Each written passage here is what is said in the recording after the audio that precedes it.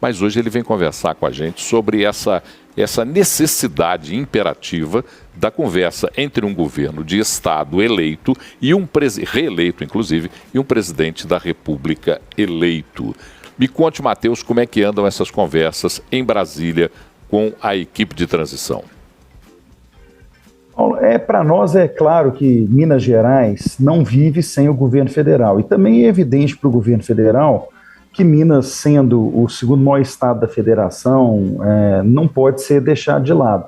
Então, acho que a gente tem que romper essa ideia de que a eleição continua, mesmo depois da apuração dos resultados. A eleição já terminou, adversários políticos vão agora ter de conviver, depois de eleitos, e construir no interesse do povo, né? Então, nós somos muito tranquilos aqui na equipe do governador Zema em relação a isso. Sabemos das nossas divergências de pauta com o PT, mas isso não vai nos impedir de buscar defender os interesses de Minas em Brasília, e já estamos conversando sobre isso já há algumas semanas. Matheus, prazer falar com você novamente. Matheus, diante dessa prioridade aqui para Minas Gerais, você se encontrou ontem com representantes da equipe de transição e entregou uma lista aí de prioridades aqui para Minas Gerais. Entre essas prioridades está aí a Ceasa Minas, a privatização da Ceasa Minas, e a CBTU, na privatização do metrô aqui da capital mineira. Como é que foi essa conversa? Sentiu que a gente pode avançar nesses dois temas? A gente já tem até uma ação na justiça contra essa privatização da Ceasa Minas. Acredita que vamos avançar com esses temas? João, a gente precisa avançar. Nós não podemos permitir que essas grandes concessões fiquem paradas. Vamos pensar o que tem de importante para acontecer em Minas Gerais nesse momento, que depende do governo federal. Nós temos ações de segurança pública, que são importantes na articulação nacional. Nosso comandante já esteve lá na equipe de transição.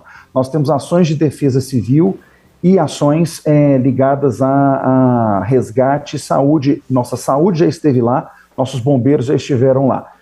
Nós temos temas ligados a finanças públicas. Nossa Secretaria da Fazenda já está em contato constante com a equipe deles. E, obviamente, nós temos a questão de infraestrutura, que você falou aí, as concessões de infraestrutura. Nós temos a concessão do Ceasa, nós temos o leilão do metrô marcado agora, esses dois estão marcados para o mês de dezembro. Nós temos ainda a 381 e a 262 e a 040 em discussões de leilão e relicitação em curso. Então, a nossa conversa com o governo federal foi no sentido de não interromper nenhum desses processos que estejam em andamento. É muito importante para a gente que o leilão do metrô seja feito no mês de dezembro, como foi determinado, e tenho certeza que o governo federal de transição é sensível a isso. Afinal de contas, o modelo que nós estamos tentando implantar aqui em Minas Gerais é o mesmo modelo que já existe em São Paulo, onde o metrô é considerado o metrô de melhor qualidade do país. Vários membros do Conselho de Transição são oriundos de São Paulo, e, aliás, o vice-presidente Alckmin foi responsável por parte desses contratos de concessão lá em São Paulo. Tenho certeza que os mineiros vão merecer um contrato do mesmo tipo que São Paulo já vive. Ceasa, também precisamos conceder, e o único estado que já concedeu com sucesso o Ceasa foi o estado do Piauí, no governo do agora eleito senador Wellington Dias, então governador do estado do Piauí, fez a concessão do Ceasa de lá. Nós queremos fazer a concessão do Ceasa de Minas no mesmo formato. Quando nós falamos da 381, da 262, da 040, a 040, aliás, foi concedida no governo Dilma.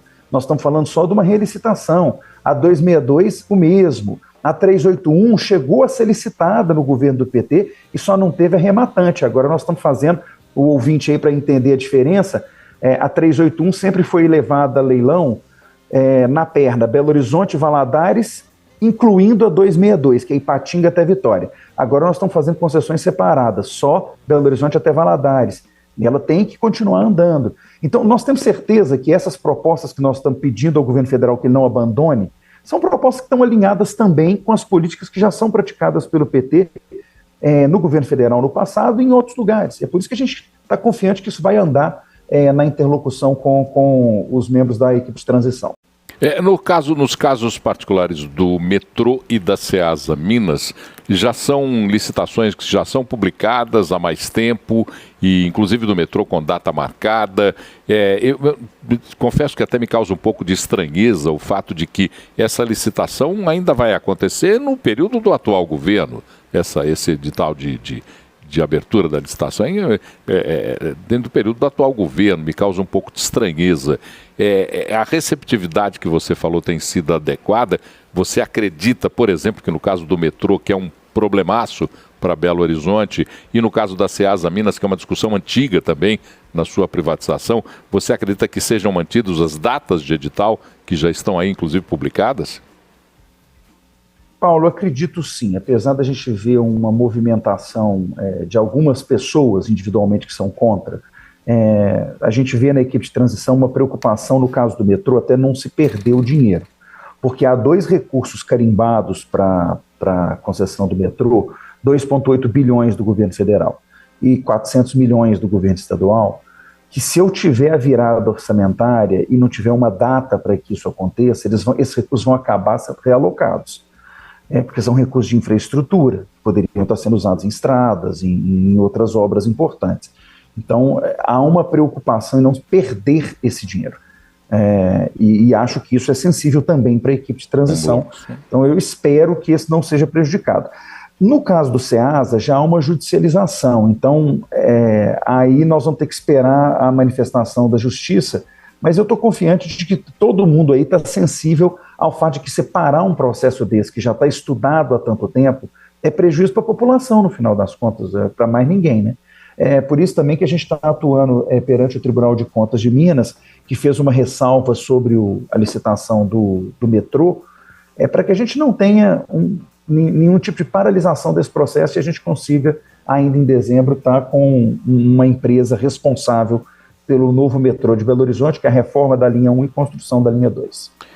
Matheus, o governo de Minas, os representantes do governo de Minas estão em Brasília, Você estava ontem em Brasília, o secretário de Infraestrutura e Mobilidade também, Fernando Marcato, também esteve reunido com o Alexandre Silveira, até bati um papo com ele antes do Central, ele também com otimismo, também falando nessa mesma linha, viu uma aceitação muito boa em relação aos projetos da Ceasa Minas e também da CBTU.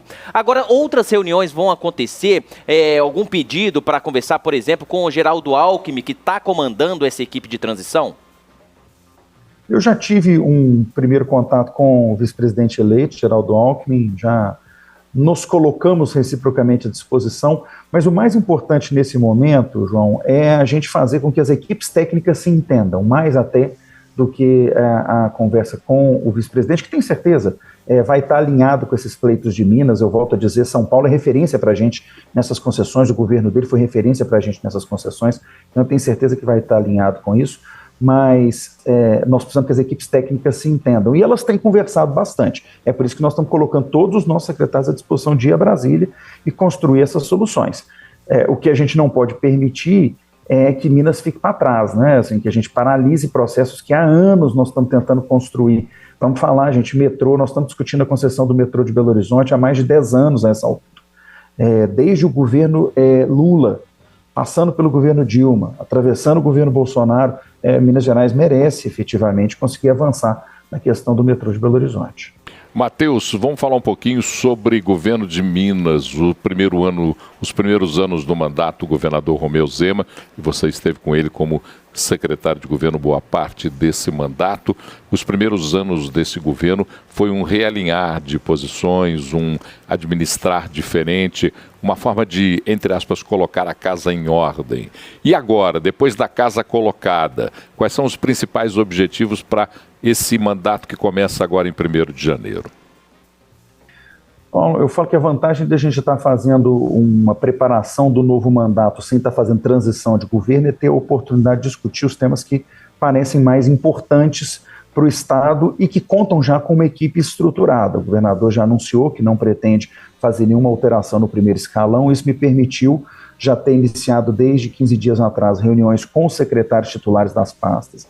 Nós também, cada pasta, discutindo quais vão ser as metas e entregas para os próximos 4 anos, discutindo o orçamento e a estrutura para os próximos 4 anos, e a ordem do governador foi dada ainda durante a campanha. Esse próximo mandato é um mandato dedicado à geração de emprego e qualificação de renda. Claro, vamos continuar tendo o estado mais seguro do Brasil, vamos continuar batendo recorde de investimento em saúde, vamos continuar batendo os recordes na educação, que nós batemos agora com as melhores notas da história do IDEB, mas nós precisamos garantir que os mineiros tenham emprego e ganhem mais, porque eu não sei se você sabe, Paulo, um dado curioso e triste. Nós somos o 9º estado do Brasil em renda média das pessoas, o que significa que todos os outros estados do Sul e Sudeste, e até Goiás, aqui ao nosso lado, têm renda média do trabalho maior do que Minas Gerais.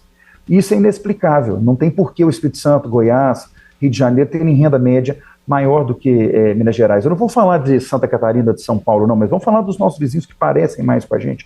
Por qual motivo isso acontece? Basicamente, é qualificação de mão de obra. É por isso que o maior programa do governo em termos de investimento, neste momento e para os próximos 4 anos, é o Trilhas de Futuro, que é um programa que hoje já tem 115 mil jovens matriculados em cursos de formação técnica, e que deve chegar a 300 mil vagas por ano ao longo dos próximos anos. É um investimento hoje já superior a 700 milhões de reais por ano, que a gente está fazendo para garantir que o aluno saia do nosso ensino médio com um diploma que ele obtém numa escola privada, numa entidade privada de certificação técnica. Ele ganha a bolsa integral, ele ganha alimentação e transporte para poder sair de lá com condição de ter um emprego que pague a ele mais do que um salário mínimo, para a gente ir qualificando a nossa mão de obra, porque é muito triste chegar no norte de Minas, como eu fui durante a campanha, Paulo, e verificar que eu tenho quase 3 mil pessoas na região de Janaúba, hospedadas nos hotéis, consumindo na cidade, porque não tem gente lá treinada para fazer manutenção e instalação de placa solar. Então nós temos lá as maiores usinas solares do país, mas a mão de obra de manutenção dessa estrutura está vindo de fora. Nós precisamos qualificar o norte de Minas para fazer a manutenção lá. E cada região tem a sua característica, e nós estamos trabalhando firme para isso. Esse governo vai ser um governo focado em geração de emprego e qualificação de renda. Para isso, nós vamos ter que investir muito também em infraestrutura, porque senão a mercadoria não chega nem sai. Matheus, nesse primeiro mandato, o governo de Minas enfrentou uma certa resistência por parte da Assembleia, por parte de alguns deputados. Vocês acreditam que nesse segundo mandato vai ter um pouco mais de tranquilidade nessa relação com o Legislativo?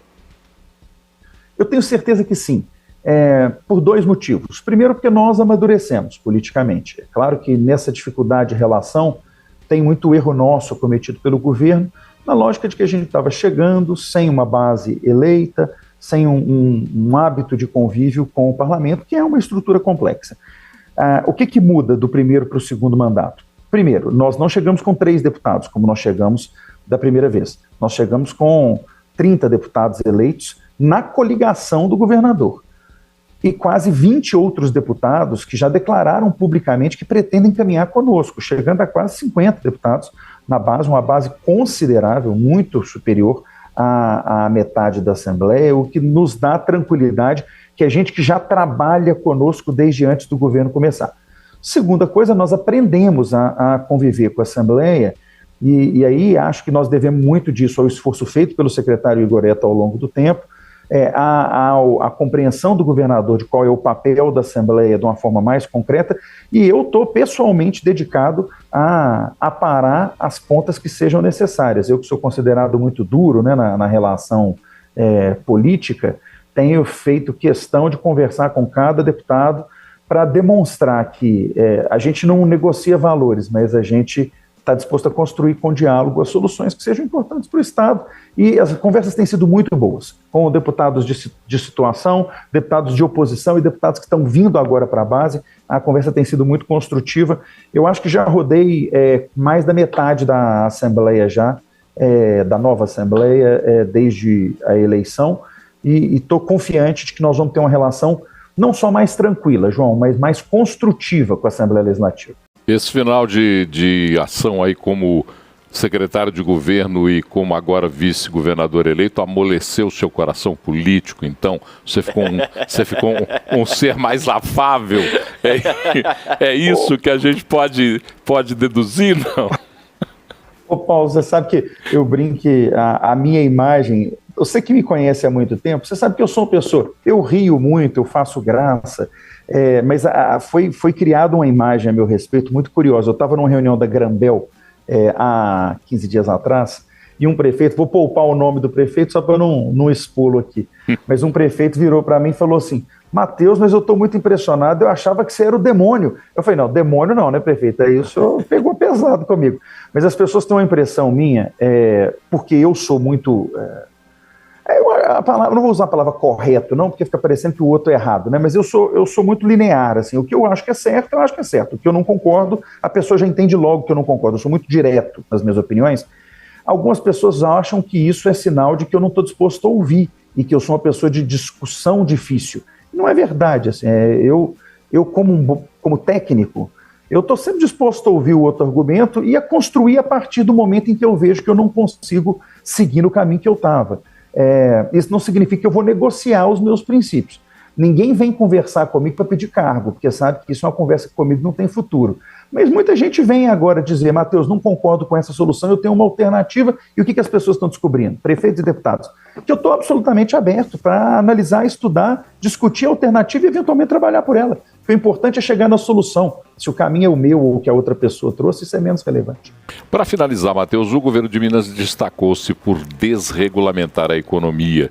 Tomou algumas medidas, por exemplo, como a facilitação de licenciamentos, a facilitação de abertura de empresa, atuando, inclusive, nesse movimento de transformação da economia junto a prefeitos, com Minas Livre para Crescer, com atos que foram feitos, atos e ações determinadas feitas pelo governo para criar esse melhor ambiente econômico e de investimento no estado de Minas Gerais. Ainda tem mais que crescer? Ainda tem mais espaço para se fazer nesse próximo mandato?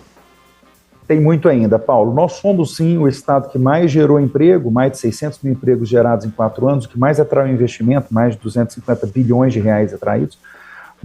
O que mais desregulamentou, porque nós temos mais de 800 atividades hoje que não demandam avaliação prévia dos órgãos de controle do Estado, nem sanitário, nem bombeiro, nem nenhum tipo de regulamentação ambiental para poderem começar a operar, mas ainda tem muito para ser feito. Nós ainda temos uma fila de espera de licenciamento de alta complexidade que precisa ser vencida, estamos trabalhando nisso. Nós ainda temos legislação muito complexa em alguns setores de regulação, ainda temos falta de estrutura e falta de tecnologia aplicada em setores como vigilância sanitária. Então, tem muito avanço para que a gente possa ser um estado amigo de quem quer gerar emprego, para que a gente possa ter mais empresas instaladas em Minas. Com isso, a gente vai ter mais arrecadação, mais condição de investimento. Então, tem um caminho longo para continuar sendo seguido. Qual que é a vantagem? Os nossos parceiros, que são os que trabalham e os que geram emprego em Minas Gerais, sabem que é fácil lidar com o governo, que a gente está disposto a ouvir a reclamação do sujeito, e não é resolver o problema dele, é resolver a regra errada que causa o problema dele, ou o erro de procedimento que causa o problema dele. Então não é resolver o problema do amigo, é resolver o problema do Estado. E a gente tem trabalhado nisso e vai continuar trabalhando, tem muita coisa ainda para Minas ser o Estado que a gente espera ele seja daqui a 4 anos. 11h01, conversamos com o secretário de governo e governador eleito por Minas Gerais, Matheus Simões. Muito obrigado por sua presença aqui conosco no Central. Sucesso a você e ao governador Romeu Zema, e você, nessa condução desse novo mandato que se inicia em janeiro. E nós aqui no 98 sempre prontos para conversar. Grande abraço, Matheus. Abraço, Paulo, João, os ouvintes que nos acompanham também pela internet. Abraço, gente. Abraço. Obrigado.